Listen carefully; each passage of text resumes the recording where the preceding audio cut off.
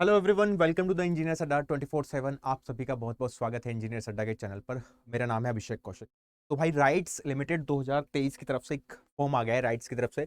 आपको ये पता है, मिनी रत्न है ये, है ना। इसमें जूनियर असिस्टेंट की वैकेंसीज आ गई हैं आपके लिए। तो उस पर थोड़ी सी चर्चा कर लेते हैं, बात कर लेते हैं कि RITES राइट्स लिमिटेड, आपको पता ही है ना। ये मिनी रत्न है एक। This is the mini Ratna, PSUs है, पब्लिक सेक्टर अंडरटेकिंग, है ना। इसमें सारी बात कर लेंगे एक बार कि एग्जाम पैटर्न कैसा है, क्या क्या डिस्कशन होने वाला है इसमें, और एग्जाम पैटर्न में क्या क्या आने वाला है सिलेबस, वो बहुत इंपॉर्टेंट हो जाता है आपके लिए। एक बार बात कर लेते हैं जूनियर असिस्टेंट की। अगर हम बात करें इसमें गाइस, तो लगभग 16 वैकेंसीज हैं और ये टेंटेटिव है, मतलब इनको बढ़ाया जा सकता है, ठीक है। टेंटेटिव वैकेंसीज हैं। अगर हम बात करें आगे, मिनिमम मैक्सिमम एज 30 है। Cut off for calculation age भी दे रखी है इन्होंने, कब तक आप कैलकुलेट करोगे। अगर हम बात करें डेजिग्नेशन की और पे स्केल की, जूनियर असिस्टेंट HR ये एक डेजिग्नेशन है और 20,000 से लेकर 66,000 तक इसमें वेरी करेगा आपका पे स्केल। ग्रेजुएशन होनी चाहिए किसी भी एक डिसिप्लिन में, है ना। मिनिमम पोस्ट क्वालिफिकेशन कुछ चाहिए नहीं इसमें।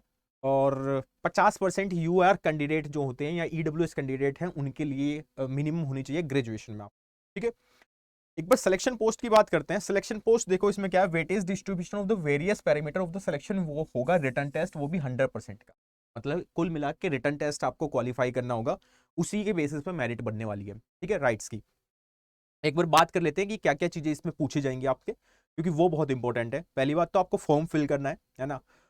नेचर और पीरियड ऑफ एंगेजमेंट भी बात कर लेते हैं। जो प्रोबेशन होगा वो 1 साल का होगा आपका अपॉइंटमेंट का, ठीक है। और रेम्यूनरेशन क्या क्या आपको मिलेगा, देखो यहाँ पे leaves as per the leave rule जो होता है वो, मैटरनिटी लीव, मेडिकल फैसिलिटीज, ये सब तो होगा ही होगा। साथ में आपका DA, फिक्स DA होगा, वेरिएबल अलाउंसेस होंगे, ये सब सैलरी के अलग रहेगा, फिक्स सैलरी के अलग, ठीक है। ग्रेजुएटी वो भी होगा, PF होगा, वो सब चीजें इसमें होती हैं, ठीक है। इसमें जो फीस है, लगभग इन्होंने दिखा रखा है पूरा का पूरा एस्टिमेट। अप्रोक्सीमेट आपकी जो सैलरी बनती है, जो पे स्केल बनता है, CTC जिसको हम बोलते हैं, कॉस्ट टू कंपनी, वो कितना बन रहा है, वो बन रहा है 7.62 लाख LPA, है ना। इतना आपको 1 साल में आपको मिल जाएगा राइट्स की तरफ से, ठीक है। और सबसे इंपॉर्टेंट बात जो आपके लिए है, उस पर बात कर लेते हैं भाई।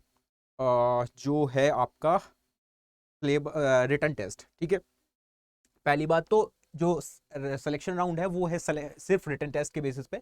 और इन्होंने जो है पूरे इंडिया में, अक्रॉस इंडिया में सिर्फ 6 ही सेंटर बनाए गए हैं। वो 6 सेंटर देख लो पहले क्या क्या है। एक तो दिल्ली और गुड़गांव, कोलकाता, बेंगलोर, मुंबई, हैदराबाद और नागपुर, सिर्फ 6 ही सेंटर पे एग्जाम कंडक्ट किया जाएगा। All the centres except Delhi और गुड़गांव आर टेंटेटिव, है ना। दिल्ली और गुड़गांव वाले तो फिक्स हैं, बाकी सेंटर्स टेंटेटिव है। Depend number of candidate and description of rights के बेसिस पे आपका चेंज वेंज हो सकता है। कुल मिला के बात ये है ना।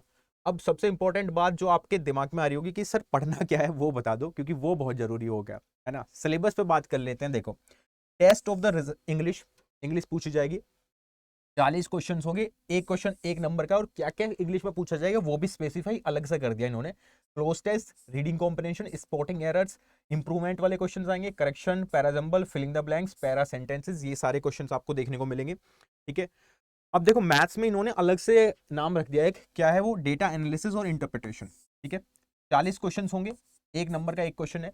और पूरा का पूरा अगर आप ध्यान से देखोगे, इसमें पूरा का पूरा क्या है, बेसिकली डेटा इंटरप्रिटेशन और एडवांस मैथ्स का पोर्शन रख दिया इन्होंने। जैसे नंबर सीरीज के question, data interpretation, simplification, approximation, quadratic equation, data sufficiency, mensuration, average, profit loss, साथ में अर्थमेटिक भी आ गया है ना। तो 3 चीजें पूछ ली गई भाई, advance mathematics, arithmetic plus DI, तीनों चीजें आपको देखने को मिलेंगी इसके पेपर में, ठीक है। Time and work, ratio proportion हो गया, टाइम स्पीड डिस्टेंस, प्रोबेबिलिटी के क्वेश्चंस होंगे, रिलेशंस के होंगे, सिंपल इंटरेस्ट कंपाउंड और परमुटेशन कॉम्बिनेशन के बेसिक क्वेश्चंस आपको देखने को मिलेंगे। साथ में अगर आप देखो तो डेटा एनालिसिस के 40 क्वेश्चन से रीजनिंग के 45 क्वेश्चन इन्होंने रखे हैं। एक क्वेश्चन 1 नंबर का ही है, और क्या क्या पूछा जाएगा वो भी इन्होंने लिख रखा है।